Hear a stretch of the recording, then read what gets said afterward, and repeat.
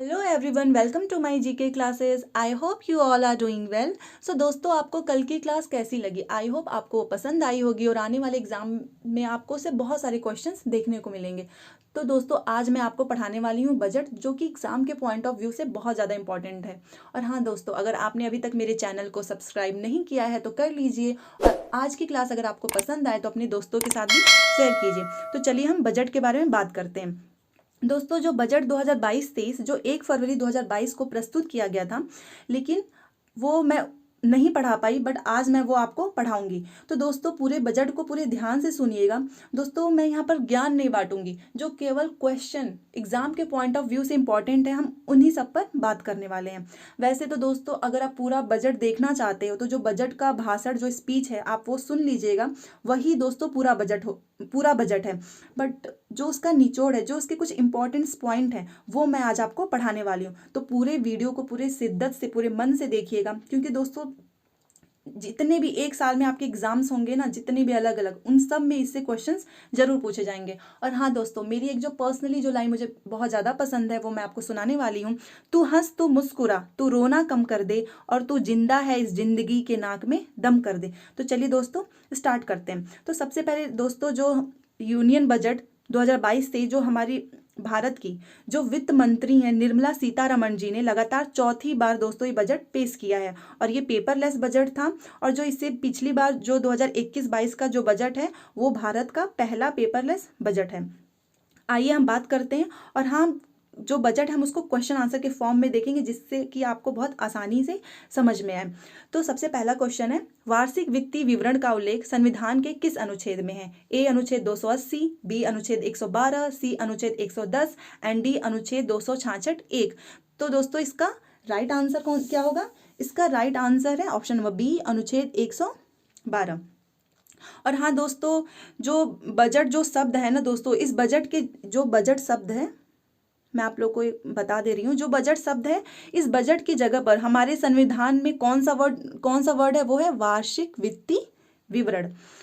संविधान के अनुच्छेद 112 से लिया गया है। और दोस्तों, जो बजट है, ये कैसा कैसा विधेयक है? ये एक धन विधेयक है। ये एक धन विधेयक है, मनी बिल है। और धन विधेयक का उल्लेख जो है संविधान के अनुच्छेद 110 में है। तो ये भी आप याद रखिएगा। और जो अनुच्छेद 280 है, ये इसमें वित्त आयोग का उल्लेख किया गया है। और अनुच्छेद 266 एक इसमें किया गया है, इसको संचित निधि, जिसे इंग्लिश में बोलते हैं कॉन्सोलिडेटेड फंड। और हाँ दोस्तों, मैं इसी से रिलेटेड कुछ और भी बताना चाहूँगी, वो भी आप याद रखिएगा। जैसे कि जो अगर ये क्वेश्चन पूछ दे कि स्वतंत्र भारत का पहला बजट किसने प्रस्तुत किया था, तो वो के शनमुगम शेट्टी जी के द्वारा प्रस्तुत किया गया था। और ये जो निर्मला सीतारमण जी के द्वारा ये चौथी बार पेश किया गया है। और 2021 से 22 का जो बजट है, वो पहला पेपरलेस बजट है। और एक और क्वेश्चन बहुत इंपॉर्टेंट है कि अगर ये पूछे कि सर्वाधिक बजट किसके द्वारा जो है वो पेश किया गया था, प्रस्तुत किया गया था, तो वो है मोरारजी देसाई के द्वारा। कितनी बार? 10 बार। तो ये पॉइंट भी आप याद रखिएगा, क्योंकि ये पॉइंट भी एग्जाम में पूछ सकते हैं। तो आपको इसका राइट आंसर पता चल गया। उसका राइट आंसर है अनुच्छेद 112। अब चलिए हम अपने नेक्स्ट क्वेश्चन पे चलते हैं। हमारा नेक्स्ट क्वेश्चन है क्वेश्चन नंबर 2। वर्ष 2022 से 23 में राजकोषीय घाटा, फिस्कल डेफिसिट जीडीपी का कितना प्रतिशत अनुमानित है? ए 4.4%, बी 5.4%, सी 6.4% एंड डी 7.7%। तो इसका राइट आंसर है ऑप्शन नंबर सी, 6.4%।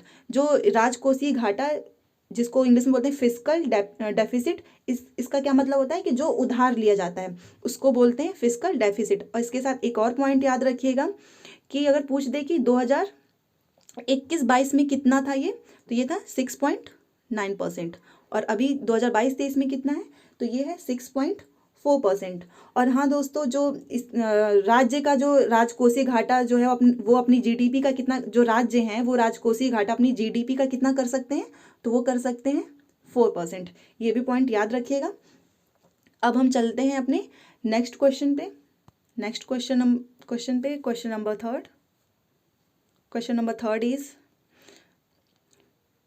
भारत की आर्थिक वृद्धि दर कितने प्रतिशत अनुमानित है? ए है 9.27% या 10.27% या 11.27% या फिर डी 12.27%। तो इसका राइट आंसर कौन सा होगा? इसका राइट आंसर है ए 9.27%। दोस्तों इस पे मैं आपको बताना चाहूँगी कि जो हमारी जो वित्त मंत्री जी हैं निर्मला सीतारमण जी, इन्होंने जो बजट है दोस्तों वो इसी पॉइंट से स्टार्ट किया था। इसी भारत की ये जो आर्थिक वृद्धि दर इसी पॉइंट से स्टार्ट किया था कि जो हमारी भारत की आर्थिक वृद्धि दर है वो लगभग 9.27% रहेंगी। और दोस्तों ये बड़ी अर्थव्यवस्थाओं में सबसे अधिक है। और हाँ, ध्यान रखिएगा ये पॉइंट कि भारत की जो जीडीपी की ग्रोथ रेट है वो 9.27% या 9.2%। ये पॉइंट आप ध्यान रखिएगा। और दोस्तों जो अभी मैंने क्वेश्चन पढ़ा था कि जो फिस्कल डेफिसिट है तो वो केंद्र का तो आपको पता है 6.4% है। तो केंद्र ने राज्यों से कहा कि तुम कितना कर सकते हो? 4%। तो राज्य जो हैं वो राजकोषीय घाटा अपनी जीडीपी का कितना कर सकते हैं? 4%। इतनी अनुमति होगी। ये हमारा हो गया क्वेश्चन नंबर 3। अब हम चलते हैं अपने नेक्स्ट क्वेश्चन पे, क्वेश्चन नंबर 4। ये क्वेश्चन दोस्तों बहुत ज़्यादा इंपॉर्टेंट है, तो आप इसे ध्यान से देखिएगा क्योंकि ये जो वर्ष है वो कौन सी? आज़ादी की 75वीं वर्षगांठ है। तो हम इससे दोस्तों अमृत महोत्सव के रूप में हम इसे मना रहे हैं। तो ये जो क्वेश्चन है कि अमृत काल की अवधि है, ए 5 ईयर है या फिर बी 15 ईयर या सी 25 ईयर या फिर डी 30 ईयर। तो इसका राइट आंसर क्या होगा? इसका राइट आंसर है 25 ईयर। तो ये कौन सा वर्ष है दोस्तों? ये है 75वीं वर्षगांठ। और ये 75वीं वर्षगांठ इसे हम किस अमृत महोत्सव के रूप में मना रहे हैं। और दोस्तों हमारे वित्त मंत्री ने कहा कि जो आज़ादी की जो 100वीं वर्षगांठ होगी, तो दोस्तों 100वीं और 75वीं वर्षगांठ इन दोनों के बीच में कितना है? 25 ईयर। 25 ईयर। और इस 25 वर्ष को क्या कहा गया है? अमृत काल कहा गया है। तो इस बजट को किस काल का बजट कहेंगे? अमृत काल का बजट कहेंगे। अमृत, तो ये बजट जो है वो अमृत काल के लिए समर्पित है। और दोस्तों जो बजट है वो अमृत काल के लिए हम इसे समर्पित बजट कहेंगे। और दोस्तों वित्त मंत्री जी ने कहा है कि जो अमृत काल है उसमें हमारी 4 प्राथमिकताएं हमको तय करनी होगी। तो अगर आपसे पूछे कि कितनी प्राथमिकताएं तय करनी होगी, तो वो करनी होंगी 4। और भारत में सब इंफ्रास्ट्रक्चर को डेवलप कर, अगर ये भी क्वेश्चन पूछ दे कि भारत में इंफ्रास्ट्रक्चर को डेवलप करने के लिए कौन सा मास्टर प्लान है, तो वो है पीएम गति शक्ति, जो मैं आपको बताने वाली हूँ। ये 4 प्राथमिकताओं के अंदर ही है। तो आप ये भी पॉइंट सुन लीजिए, जो 4 प्राथमिकताएं हैं वो कौन कौन सी है? पहली है पीएम गति शक्ति, दूसरी है हमारी समेकित विकास, इंक्लूसिव डेवलपमेंट, सबका साथ सबका विकास, तीसरा है उत्पादन संवर्धन, मतलब प्रोडक्शन को बढ़ावा देना एवं निवेश, सनराइज अवसर, ऊर्जा संक्रमण और जलवायु कार्य, ये हमारा तीसरा पॉइंट। ये सब पॉइंट्स इसी में इंक्लूड है। और हमारा 4th है निवेश को वित्तीय मदद। और हाँ दोस्तों, ये जो बजट है इस बजट में किस पे बल दिया गया है? एक तो इंफ्रास्ट्रक्चर पे और दूसरा इस इंफ्रास्ट्रक्चर को बनाने के लिए इन्वेस्टमेंट पर बल दिया गया है। तो ये सारे पॉइंट भी आप ध्यान रखिएगा। अब हम चलते हैं अपने नेक्स्ट क्वेश्चन पे, क्वेश्चन नंबर 5। और हाँ दोस्तों, आज की ये क्लास की जो वीडियो थोड़ा सा लंबा हो जाएगा, बट आप इसको ध्यान से सुनिएगा एक एक पॉइंट को, क्योंकि ये आपको सच में बहुत ज़्यादा हेल्प करेंगे। तो 5वां है पीएम गति शक्ति को बढ़ावा देने के लिए कितने इंजन का उल्लेख बजट 2022-23 में किया गया है? 4 इंजन में, 6 इंजन में, 9 इंजन में या फिर 7 इंजन में? तो इसका राइट आंसर होगा दोस्तों 7 इंजन। और जो ये पीएम गति शक्ति योजना है दोस्त, इस पीएम गति शक्ति योजना के तहत जो पीएम गति शक्ति है इसी योजना के द्वारा दोस्तों 25,000 किलोमीटर नेशनल हाईवे का विस्तार होगा। और इसका उद्देश्य क्या है? इसका उद्देश्य है इंफ्रास्ट्रक्चर को डेवलप करना। और हाँ दोस्तों, जो 7 इंजन है वो कौन कौन से हैं? सड़क हो गया, रेलवे, वायु मार्ग, जल मार्ग और लॉजिस्टिक, माल परिवहन, एयरपोर्ट। तो ये सारे इसके पॉइंट्स आप इसको ध्यान रखिएगा। और हाँ दोस्तों, जो आप ये सोच रहे होगे कि ये जो पीएम गति शक्ति है, अगर इसको मैं अपनी आसान भाषा में दोस्तों आपको समझाना चाहूँ, तो जो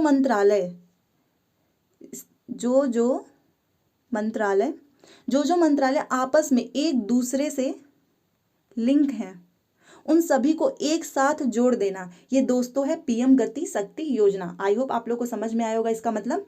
तो जितने भी मंत्रालय, जो भी मंत्रालय आपस में एक दूसरे से लिंक है, उन सबको अगर एक साथ जोड़ दें तो ये दोस्तों हो गया पीएम गति शक्ति योजना। तो ये इसका राइट आंसर है। आई होप आप लोग को समझ में आ रहा होगा। अब हम चलते हैं अपने नेक्स्ट क्वेश्चन पे। हमारा नेक्स्ट क्वेश्चन है क्वेश्चन नंबर 6।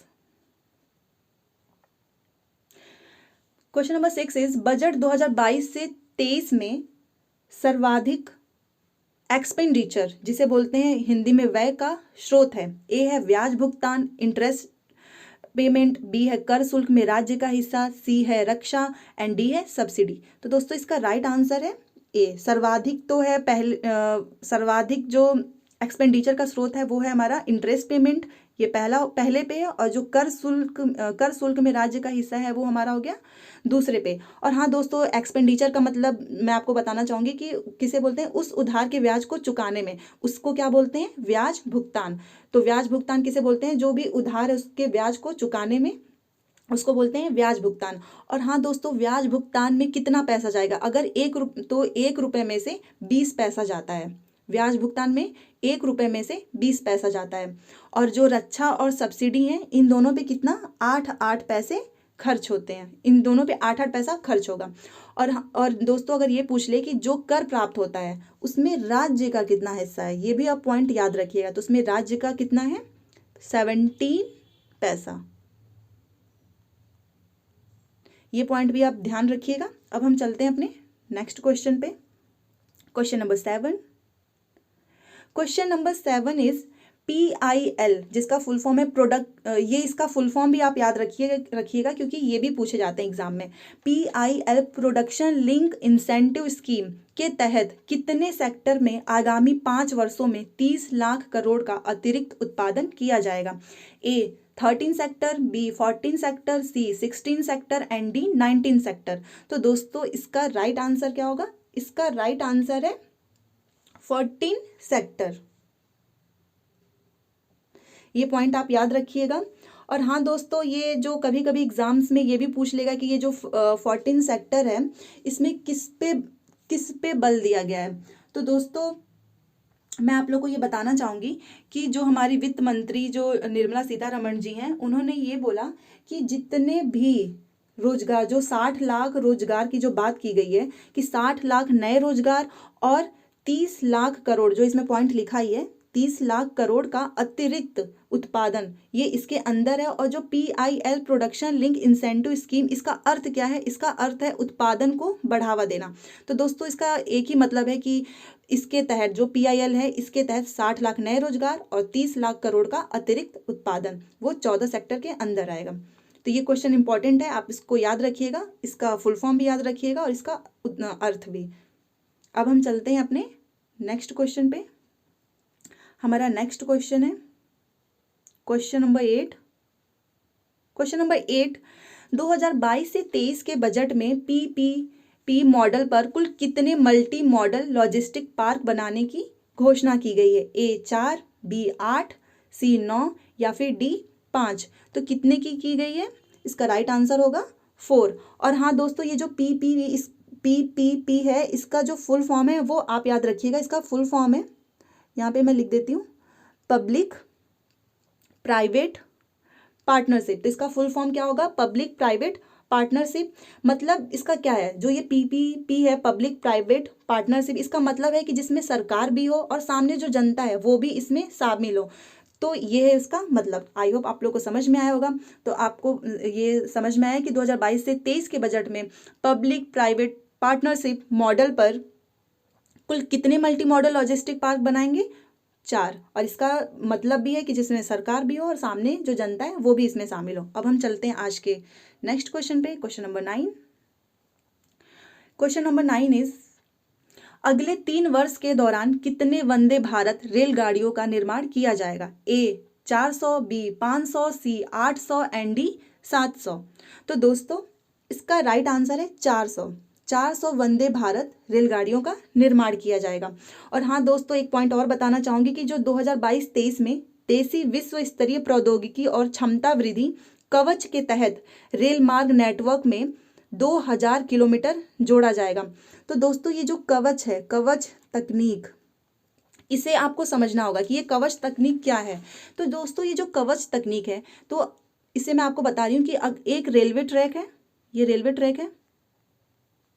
तो यहाँ पे जैसे दो ट्रेन, यहाँ पे एक ट्रेन है, यहाँ पे, तो कवच तकनीक का मतलब है कि एक रेलवे ट्रैक पर अगर दो ट्रेन एक साथ आ जाएं तो उन्हें एक निश्चित दूरी पर ऑटोमेटिक रोकने के लिए, ये है कवच तकनीक। मतलब कि इसके तहत अगर एक ट्रैक पे दो ट्रेन एक साथ आ जाएं तो उन्हें एक निश्चित दूरी पर ऑटोमेटिक रोकने के लिए, और इसका उद्देश्य क्या है? इसका उद्देश्य है जीरो एक्सीडेंट। इसका उद्देश्य है जीरो एक्सीडेंट। तो आई होप ये आप लोग को समझ में आया होगा। और हाँ, अगले 3 साल के दौरान, ये तो मैंने आपको इस क्वेश्चन के थ्रू बता ही दिया कि 3 वर्ष के दौरान कितने वंदे भारत रेलगाड़ियों का निर्माण किया जाएगा? 400। ये पॉइंट आप याद रखिएगा। अब हम चलते हैं अपने नेक्स्ट क्वेश्चन पे। आज का जो है क्वेश्चन नंबर 10 और ये लास्ट है। क्वेश्चन नंबर 10, ये क्वेश्चन बहुत ज़्यादा इंपॉर्टेंट है, आप इसे ज़रूर याद रखिएगा क्योंकि ये क्वेश्चन एग्जाम में बहुत पूछे जाएंगे, जो भी एग्जाम्स आपके होने वाले हैं। बजट 2022 से 23 में सर्वाधिक प्राप्ति का स्रोत है। ए है उधार और देयता, बी है जीएसटी, सी है निगम कर कॉर्पोरेट टैक्स, सी और डी है आयकर। तो दोस्तों इसका राइट आंसर है ए, उधार और देयता। सर्वाधिक प्राप्ति का स्रोत है ये, पहले पे ये है, दूसरे पे जीएसटी एंड ये जो है थर्ड पे। तो दोस्तों आप सोच के बताओ कि जो सर्वाधिक पैसा है वो भारत वालों के पास कहाँ से आएगा? उधार से। सबसे अधिक जो पैसा है वो उधार से आएगा, और सबसे अधिक पैसा भी उनको किस में देना पड़ेगा? उस उधार की ब्याज को चुकाने में। तो ये बात तो आपको पता ही है कि भारत वाले हैं उनके पास सबसे अधिक पैसा जो है वो उधार से आता है, और सबसे अधिक पैसा भी उनको उधार की ब्याज को चुकाने में देना पड़ता है। तो इसका राइट आंसर है उधार और देयता, उधार की अदायगी में। और हाँ दोस्तों, अगर आपसे ये पूछ दे कि अगर 1 रुपया प्राप्त होता है तो उसमें से कितना पैसा इस उधार से मिलेगा, तो हमको दोस्तों उधार से मिलेगा, एक मिनट, हाँ, उधार से दोस्तों मिलेगा हमको 35 पैसा। ये भी आप याद रखिएगा कि उधार से हमको 35 पैसा मिलेगा, जीएसटी से हमको मिलेगा 16 पैसा, और जो ये कॉर्पोरेट टैक्स और आयकर है इनसे हमें मिलेगा 15 पैसा प्राप्त होता है। तो दोस्तों आपको समझ में आया होगा आई होप, और ये सारे पॉइंट्स आप याद रखिएगा। और इसका राइट आंसर तो मैंने आपको बता ही दिया है, ए इसकी सबसे अधिक जो है वो उधार और देयता से, दूसरे पे जीएसटी एंड तीसरे पे निगम कर कॉर्पोरेट टैक्स, और एंड 4 ये दोनों जो है वो थर्ड पे ही हैं। तो सबसे अधिक पैसा, सर्वाधिक प्राप्ति का स्रोत है वो उधार और देयता, ये इसका राइट आंसर है।